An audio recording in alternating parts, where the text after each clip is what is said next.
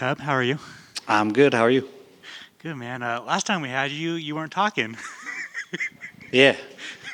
I mean, it was my ingenious idea to, promote one of my fighters and, kind of have fun. But I guess people didn't think it was that funny. I thought it was hilarious, but whatever.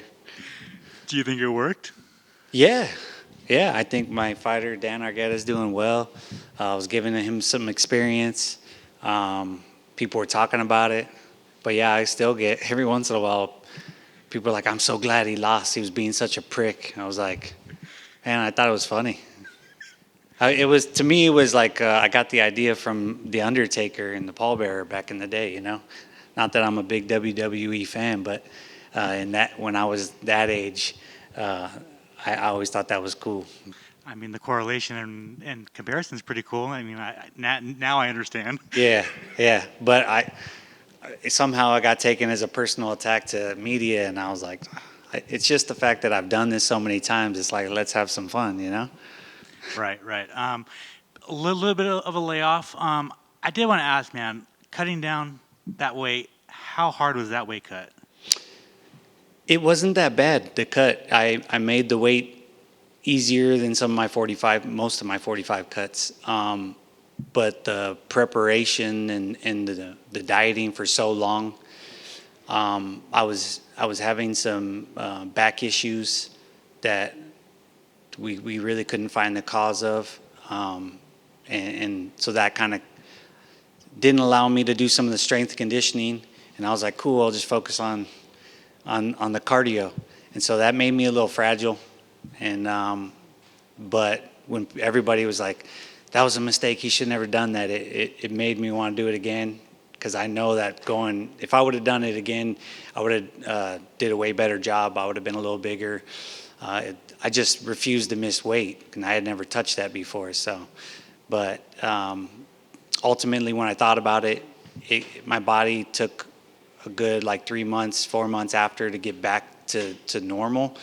And I was like, you know what, at this stage in my career, it doesn't make sense for me to do that. I'll stick it out at 45, and I've had lots of success there, and I'll add to the stats until I'm ready to walk away. Do you regret that cut, or is it something that you really wanted to do, so you did it? Yeah, I don't regret it at all. I think I would have regretted it had I never tried it.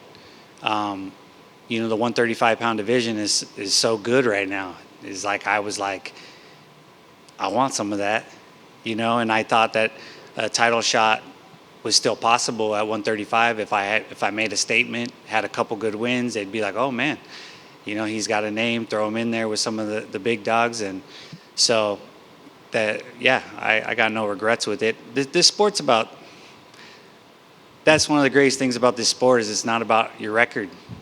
You get to, as long as you pick yourself up and you rebuild and look better than you did prior, they're going to respect you. So taking chances and taking risks is all this sport is about.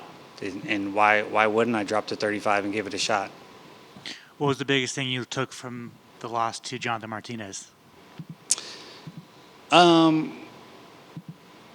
It's so funny that all the guys that dropped from 55 to 45 that I beat, there was a lot of them, and I always knew that they would come in underestimating me, and I told myself that daily, and I knew exactly what his game would be. I knew what his strengths were, and I was like, I don't see myself losing, and he beat me, and it was just like, damn.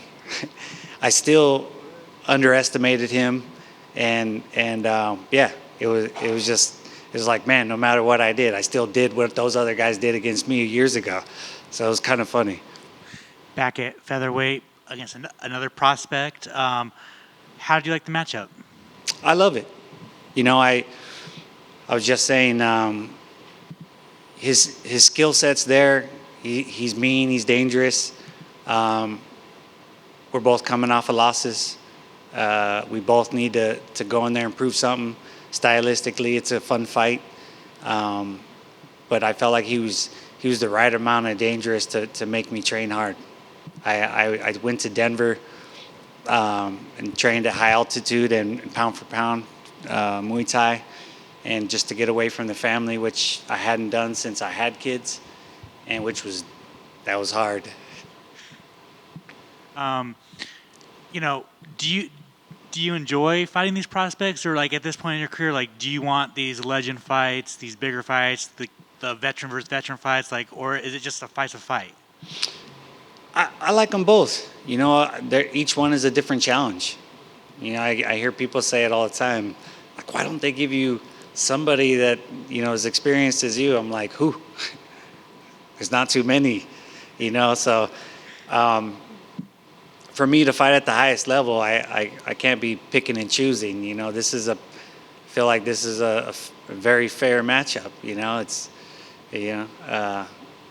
yeah, I don't see like there being a senior league or some crap like that, you know. Is this fight with Uriah Faber ever going to happen for the King of California? I don't think so. You know, we wanted it to happen, and it's always nice to build up some fights, and that fight had some steam. But I would definitely have to go back to 35. I don't think he had any interest in meeting me at any catch weight or coming up. And yeah, he's been out of it for a long time now, and you know he's got a family and stuff. So we could have did it. I ultimately would have taken me. I think if I would have beat Jonathan Martinez, I think that fight could have happened, and that would have been a good fight to sell, and then that could have pushed me up, you know, right up into the top to get a good opponent next. But didn't work out, so I'm back at 45, and here we are. Finally, you know, you're coaching a lot more, managing. How's that? Like, if there's one thing you could tell a young Cub Swanson back when you started, now that you're a manager and a coach, what would you tell him? I don't know. I mean, it's such a tough question. I honestly feel like I've done it right. You know, I'm not a kind of person that has many regrets. I feel like I learn from my mistakes. I always find in my low points, I find like that's when I grew. And so, yeah, all I do is I just share. I'm very honest and open with my guys. But that's the thing I love the most. I'm not one of these companies that is going to have hundreds of fighters. I have a handful of guys. I got Danny Silva is going to be on the Contender Series, so possibly by next year, 90% of my roster's in the UFC, which is cool because they weren't when I got them. It's been pretty great. But I talk to these guys about their home lives, about paying taxes and about investments and about taking care of their bodies, and like I give them all the knowledge that I have. So to me, it's been pretty fulfilling, and I think that it'll make that easier for me to walk away from this sport competing when I'm ready. Up over here. Obviously, you just mentioned that you help them with taxes in their personal life. I mean, what's it like also being a father figure to some of your fighters?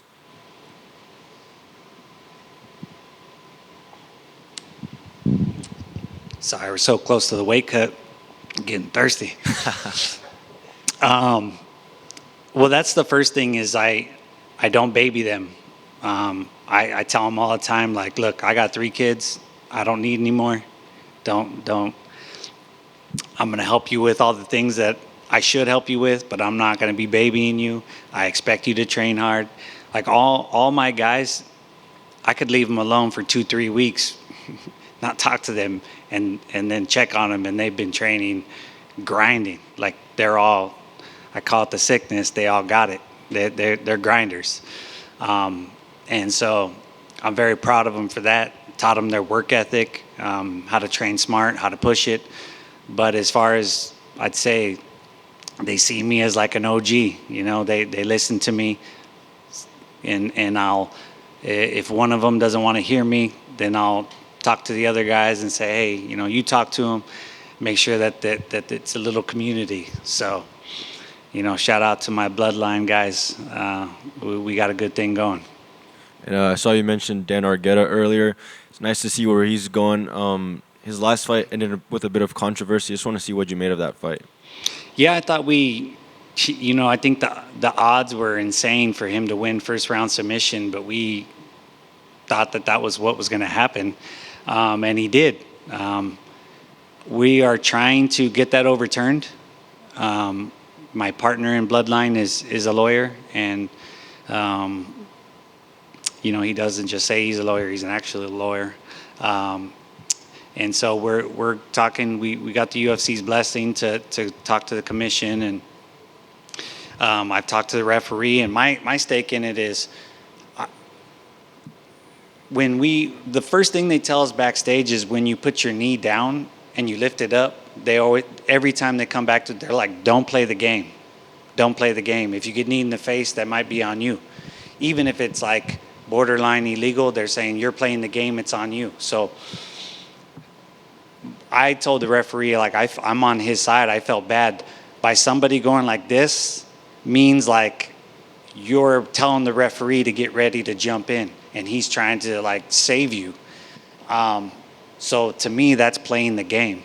And I feel like that shouldn't have been turned over to a no contest. I think that was a win. I think his opponent was playing the game, and I think he deserves the loss on his record. And I think he just retired too, so it doesn't matter to him. But for my fighter, when it comes to negotiating, when it comes to rankings, like, an extra finish on your record and a win as opposed to a no contest, it means a lot. So we're going to be pursuing that to get it turned over. Ultimately, do you guys think you'll be successful in doing that? Probably not. With historically, if you look at him, it rarely happens. But you can't change my mind. For sure. And last one for me, your opponent, Hakeem Dawodu. He last fought against Julian Erosa. Did you get to catch that fight? And if so, what did you make of that fight? Yeah, I got to watch that fight quite a bit, and I know Julian. I thought that Julian did a really good job of mixing it up and being a full mixed martial artist.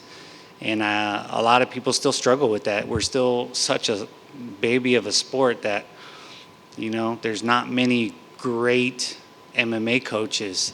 There's still a lot of specialists, and you have to put it together.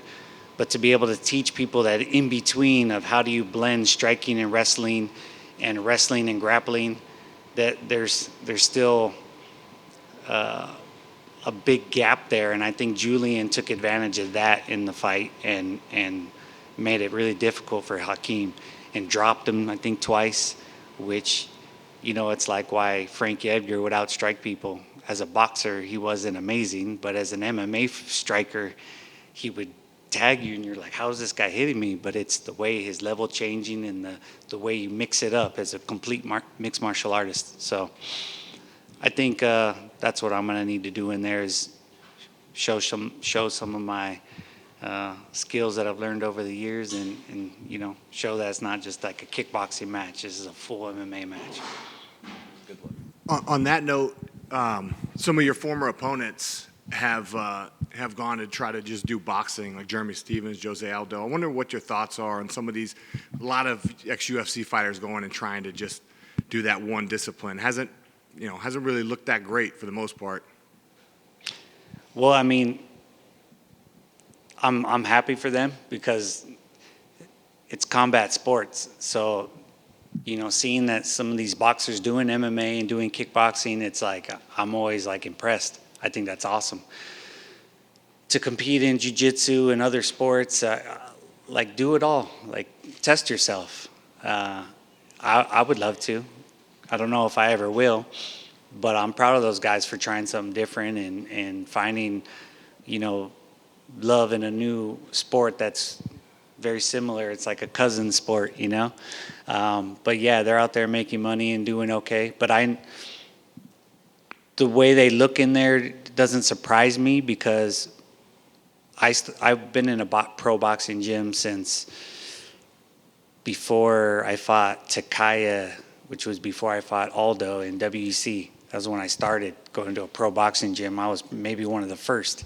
And I was sparring pro boxers, and it's so different. And I literally would spend all my time at a pro boxing gym sparring pro boxers and then go to Jackson's and then switch to MMA.